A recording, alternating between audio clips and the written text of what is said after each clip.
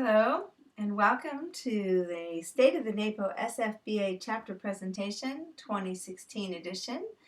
I am Audrey Billet, Certified Professional Organizer, and I am your NAPO SFBA President for the chapter year 2015 to 16. It's a pleasure to be able to be here and give you this brief overview of NAPO SFBA. When I became president, I had a lot of questions about how NAPO SFBA fit within the organizing world, how it fit within NAPO National, and how NAPO National fit within the organizing world. And one thing I've come to trust is that if I have questions, others have them too. So I compiled the answers to my questions into this State of the Chapter presentation to share with you. The data in this presentation is all current as of May 1st, 2016. So I always start with the big picture. NAPO National was definitely the first organizing association in the world. It was founded in 1985 as APO by 5 women in LA, incorporated in Texas, and today has grown. The name was changed to NAPO, National Association of Professional Organizers, and they have grown to be around 4,000 members today. 7 years later, the ICD, Institute for Challenging Disorganization, was formed. That was in 1992, and ICD has about 500 members today. 8 years later, the Professional Organizers of Canada, or POC, was formed. That was in the year 2000, and they have about 500 members today as well. 4 years later, the Netherlands Professional Organizers, or NPBO, was formed. That was in 2004. In the same year, the Association of Professional Declutterers and Organizers, or APDO, was founded. That was in 2004 also, and they have about 100 members today. The next year, the Australian Association of Professional Organizers, AAPO, was formed in 2005. 3 years later, the Japan Association of Life Organizers, or JLO, was founded in 2008. Going back in time a little bit, 3 member organizations, NAPO, ICD, and POC, got together and formed the IFPOA, or the International Federation of Professional Organizing Associations, so that we could work together with each other to better benefit organizing everywhere. Today there are 7 member associations. They're the ones you see here on the screen. Worldwide. So, if NAPO National started it all, they are by far the largest organizing association worldwide. And let's take a look at that. Now, I'm not going to run this video, but if you go to the NAPO National website, napo.net, and click on the About tab and look under History, there's a button there for History, you'll find this video. It's about 4.5 minutes, and it really gives a great overview of how NAPO was formed and how it's grown over the years. I recommend that you go ahead and take a look at that at some point. So NAPO is primarily United States based. There are organizers that belong to NAPO that are from outside of the United States, but there are 34 chapters today. And as you can see, these white circles indicate the largest chapters. So there are 4 chapters that are over 100 members: New England, New York, the virtual chapter, and yours truly, NAPO SFBA. The blue circles indicate chapters that range between 25 and 99 members. That's 23 different chapters. And then the violet circles indicate chapters that are less than 25 members, and there are 7 of those. In general, most chapters within NAPO are under 50 members. 23 of the 34 chapters are less than 50 members, with 8 between 50 and 100, and 4 chapters over 100.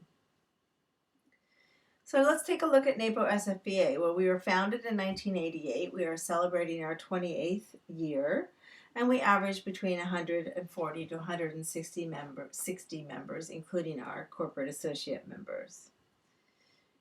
We span a large geography. There are 10 counties in our region, and the numbers on these counties indicate the members in each of those counties.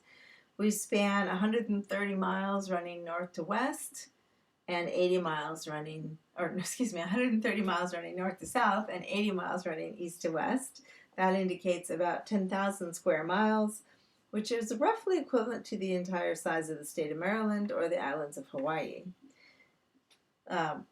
There was another chapter close by to us, the Yellow Sacramento chapter, but it folded several years ago.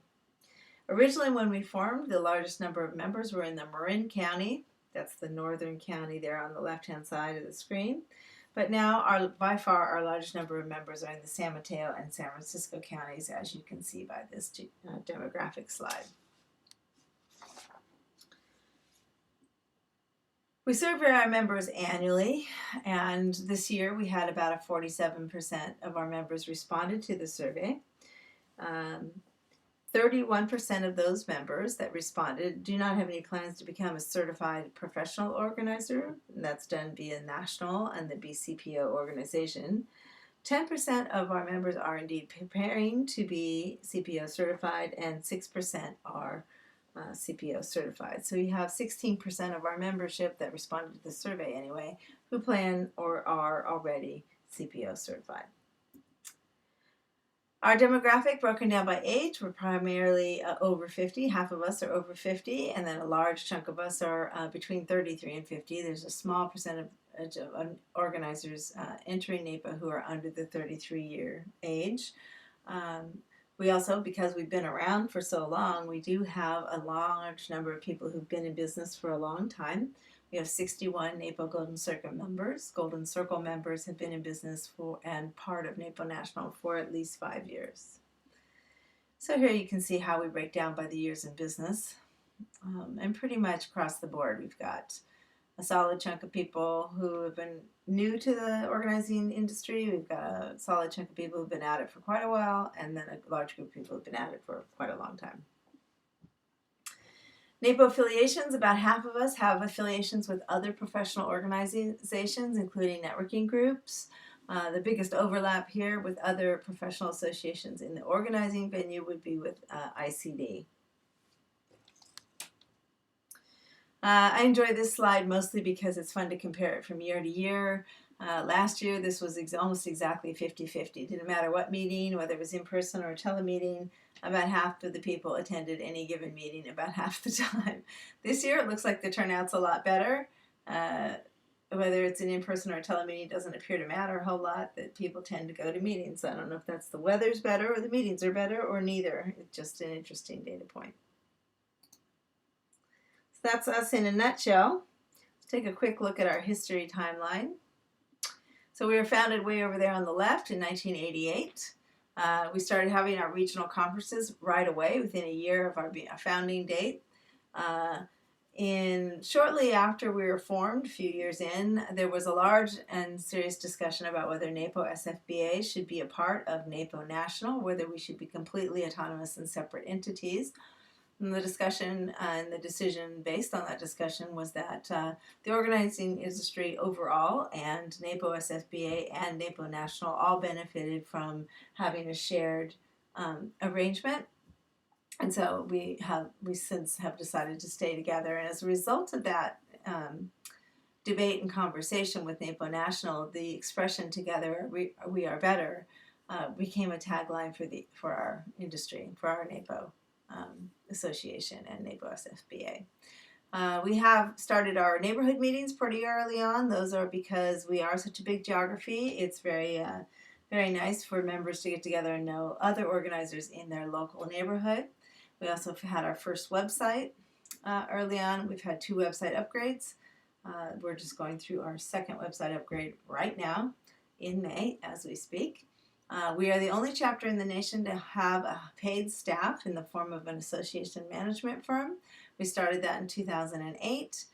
We switched firms in 2010, and we have a really strong relationship with our current firm. We've been visited by NAPO National board members twice, that I know of anyway, in our history. The last one was just this past year. We had 2 board members visiting us. It's interesting to note that our dues have not really gone up a lot over the years. They stayed under $100 for, 10, 20, looks quite 15 years there. And then they went up to $150, and then this year we raised our dues 9% from what they were to the total of $180. What do you get for $180? Well, you get 12 meetings a year. Let's just start with that. We have a meeting every month. 8 of those meetings are in-person meetings with educational programs and speakers. We do a lot of networking and camaraderie at our meetings. We celebrate and have a lot of fun together, and then we do have an annual Corporate Association member showcase to really highlight our CAMs and the strategic relationship we have with them. We have generally 4 teleconference meetings a year. Those are recorded and available to our members on the members-only portion of our website for listening at their convenience. If you only had the meetings and you did the math, 180 divided by 12 meetings works out to be $15 a meeting, which is a pretty inexpensive price. But we provide a lot of other services to our members above and beyond just the meetings. We have a resource database, which is local resources that are completely vetted by other NAPO SFBA members and stand as a source of referrals so that we can deliver high-quality results to our clients. We also have an online discussion forum. This is our way of asking local questions of local organizers and getting localized answers, sharing the expertise within our geography. It's also a great way to get and give referrals, and you get relevant information from NAPO SFBA board and activities directors. It's an opt-in discussion, so it doesn't reach every NAPO SFB member, but it reaches anyone who's chosen to opt into the discussion group.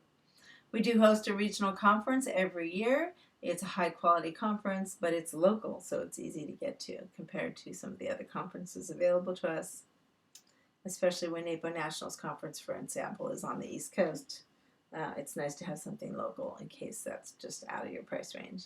We also send out a monthly newsletter. This does go out to every single member, and it is the way you can A, stay in touch with who's on the board because our photos and contact information is all there, and B, you'll get an update from the president. You get updates on activities that are going on, all kinds of interesting information there. We have a small business summit. Excuse me. We have a small business summit almost every year, a smaller mini conference focused primarily on business issues. Mentoring. This is a strong feature of being an NAPO SFBA member. You can formally ask for a mentor and be paired up with somebody for a year. However, mentoring happens very naturally here as well. I don't think there's ever a table I've ever sat down at where somebody wasn't helping somebody else with a situation or a question or how do I grow my business kind of exchange of information. We really are firm believers in together we are better. We have a strong social media and internet presence. It's also how information goes out to our members and to the world at large about what our activities are. And we're constantly growing this. We are in the heart of Silicon Valley, so this is an area we really want to continue to be strong. We have wonderful relationships with our corporate associate members, and referrals from and to our corporate associate members are valuable and go both ways.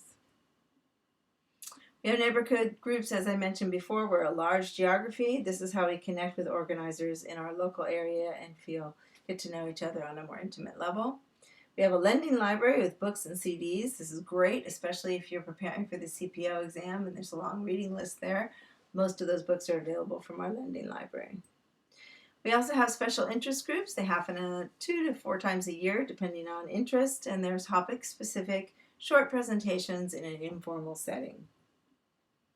We have a searchable directory, so clients can find an organizer on our website. It's also very handy if, as we've said a few times here, if you've got a lead on an organizing opportunity that's way out of your geography, you can find an organizer that you can refer for that particular job. Extremely useful if you have a need for a service that you don't provide. You can find someone who can partner with you to provide that service for your clients. And then when we can, we buy and purchase the NAPO conference recording, the NAPO National Conference recordings, and provide those free of charge to our members. So as you can see, there are a lot of services We have some pretty restricted dues, and so many of these services really rely on volunteers to be able to do that level of fulfillment, and finding the right balance is what we're trying to do here. The job of your NAPO SFBA board is to make sure all of the members that we serve are as widely satisfied as possible. It's a big task that requires everyone to pitch in and contribute in some way. I encourage you, if you haven't already done so, or if you're new, to just volunteer for something small. Be a neighborhood group coordinator, be a greeter at a meeting, offer to introduce speakers. There are just a million different opportunities out there for you to get involved, and that is how you connect with other NAPO members and really start to feel like you're part of the organization. I want to thank you for taking this tour of the state of your NAPO SFBA chapter. I encourage you to approach any board member. Again, that's on the website, it's in the newsletter, and it's available in a lot of different places. And ask the questions that you need to ask, and you don't need to wait to talk to a board member. Talk to any NAPO SFBA member and get your questions answered. Together we are better. Thank you so much.